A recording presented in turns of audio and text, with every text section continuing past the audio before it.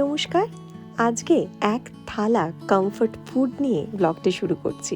সেদ্ধ ভাত আমার খুব পছন্দের, আমার মনে হয় আমার মতো প্রত্যেকটা বাঙালির পছন্দের। আর তার সাথে আরেকটা জিনিস দেখাই, আমার এই ছোট্ট লঙ্কা গাছটায় কত লঙ্কা হয়েছে। তাই একদম গাছ থেকে পাড়া একটা ঝাঁঝালো লঙ্কা, আর উপরে যে কালো কালো জিনিসটা দেখছেন না, ওটা কিন্তু ঘিয়ের কাঁকড়ি। ঘরে ঘি বানালে দেখবেন ঘিয়ের নিচের যে কাঁকড়িটা থাকে, ওটা কিন্তু ভাতের সাথে দারুণ লাগে, পরোটা ভাত এসবের সাথে। যখনই ঘি বানাই ওটাকে আমি বাঁচিয়ে রাখি, আর ওটার জন্য একদিন করে আমরা এই ডিম সিদ্ধ, আলু সিদ্ধ, বিভিন্ন সবজি দিয়ে ভাত খাই। এই জিনিসটা আমাদের একদম খুব প্রিয়।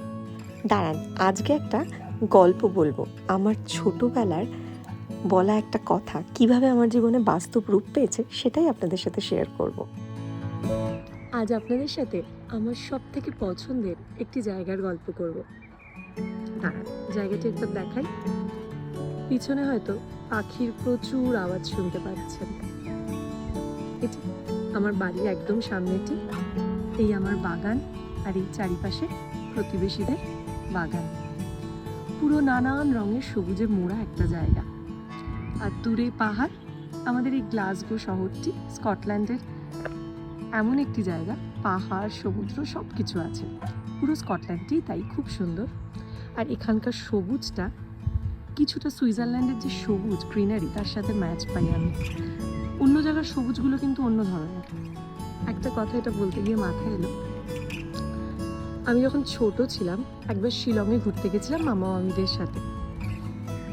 জানলা খুলে যেই মেঘের রাশ এসে মুখে পড়ছে, বড় বড় পাহাড় দেখছি, সে আনন্দের কোনো শেষ নেই। আমার এত আনন্দ দেখে মামি বলেছিল যে তোকে পাহাড়ের কোণে কোনো প্রকৃতিতে ঘেরা জায়গাতেই বিয়ে দেবো, দাঁড়া, তোর জন্য সেরকমই আমরা ছেলে খুঁজবো যে পাহাড়ের কোণে প্রকৃতির কোলে থাকে। যাই হোক, আমার বিয়ে যখন হয়েছে কংক্রিটে ভরা একটি জায়গাতেই, আমাদের শ্বশুর বাড়ি। কিন্তু বিয়ের পর থেকে পুনেতেও যখন ছিলাম, জানলা খুললেই পাহাড় দেখতে পেতাম। এখানে আসার পরও পুরো জায়গাটি যেন সবুজে ঘেরা একটা জায়গায় থাকি। বলে না, কথা খ্যানে অখ্যানে লাগে। আমার মামির কথাটা কোনোভাবে খ্যানে অখ্যানে আমার জীবনে লেগে গেছে। তবে এই কথাটা কিন্তু ভালোভাবেই লেগেছে, তাই না?